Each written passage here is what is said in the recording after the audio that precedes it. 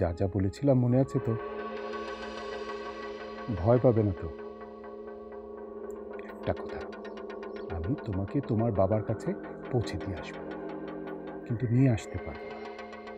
তোমার যদি চলে আসতে ইচ্ছা হয়, তুমি বাবাকে বলবে পৌঁছে দিতে, ঠিক আছে? আচ্ছা, আমরা কি এই দরজা দিয়ে যাব? যাব, আবার যাব না। এটা হলো ইচ্ছার দরজা। মানুষ যখন মন থেকে খুব ইচ্ছা করে, তখন সে অনেক কিছু করতে পারে। মানুষ ইচ্ছা করেছিল বলেই ওই চাঁদে যেতে পেরেছে, ঠিক আছে? আরেকটা কথা, আমরা কিভাবে যাব তুমি কিছুই মনে রাখবে না। তুমি তোমার মনকে বলবে সব কিছু বলে দিতে, মনে থাকবে? আচ্ছা, কিভাবে ভুলে যাব? তুমি তোমার মনকে বলবে ভুলে যেতে, তোমার মন সেটা ভুলে যাবে। এটাকে বলে সেলফ কমান্ড,